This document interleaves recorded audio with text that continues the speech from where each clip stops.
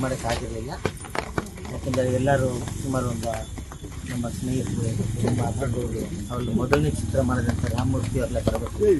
ಅದಕ್ಕೆ ನಾನೇ ವಾಪಸ್ ಹೊರಟುಬಿಟ್ಟೆ, ಬೇಡ ತಿರ್ಗಾ ಮತ್ತೆ ಎಂಟ್ರಿ ಸಿಗೋದಿಲ್ಲ ಯಾರಿಗೂ ಈ ವಾರ ಅಂತ. ಇವತ್ತು ಭೇಟಿ ಮಾಡಿದ್ವಿ, ಆರಾಮಾಗಿದ್ದಾರೆ. ಬುಕ್ಸ್ ಓದ್ಕೊಂಡು ಕೂಲಾಗಿ ಕಾಮಾಗಿ ದರ್ಶನ ಮಾಡಿದ್ದಾರೆ.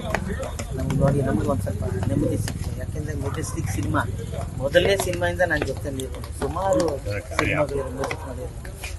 ತುಂಬ ಆತ್ಮೀಯತೆಯಿಂದ ದರ್ಶನ ಏನು ಅಂತ ಚೆನ್ನಾಗಿ ಗೊತ್ತು. ಒಬ್ಬ ಬ್ರದರ್ ಆಗಿ ನನ್ನ ಬಗ್ಗೆ ಗೊತ್ತು.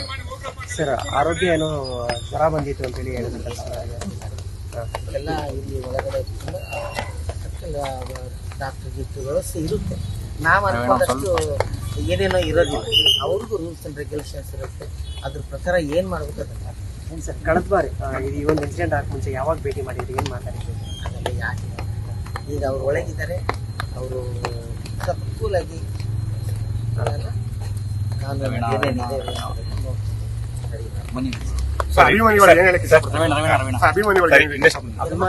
ಅಭಿಮಾನಿಗಳು ಸಮಾಧಾನವಾಗಿರುತ್ತೆ. ಅವ್ರು ಎಷ್ಟು ಸಮಾಧಾನವಾಗಿ ಅಭಿಮಾನಿಗಳು ಸಮಾಧಾನವಾಗಿ ಆರಾಮಾಗಿದ್ದರೆ ದರ್ಶನ್ ಅವರು ಕೂಡ ಒಳಗೆ ಸ್ವಲ್ಪ ಕೂಲಾಗಿರ್ತಾರೆ. ಇಲ್ಲಾಂದ್ರೆ ಎಲ್ರಿಗೂ ಆಗದ್ ಬೇಡ. ಅಭಿಮಾನಿಗಳು ಆರಾಮಾಗಿರಿ, ದರ್ಶನ್ ಅವರು ಆರಾಮಾಗಿದ್ದಾರೆ. ಇಂಡಸ್ಟ್ರಿ ಬಗ್ಗೆ ಇಂಡಸ್ಟ್ರಿ ಬಗ್ಗೆ ಈಗಿಲ್ಲ, ನಮ್ಮದು ಇದೆಲ್ಲ ಇದೆ, OTT ಆರಂಭ ಎಲ್ಲ ಇದೆ.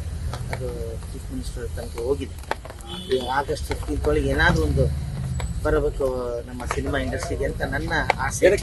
ಎಲ್ರಿಗೂ ಅಷ್ಟೇ. ಯಾಕೆಂದರೆ ನಮ್ಮ ಸಿನಿಮಾ ಇಂಡಸ್ಟ್ರಿ ಒಂದು ಸ್ವಲ್ಪ ಏನು ಪೊಸಿಷನ್ ಎಲ್ರಿಗೂ ಗೊತ್ತಿದೆ.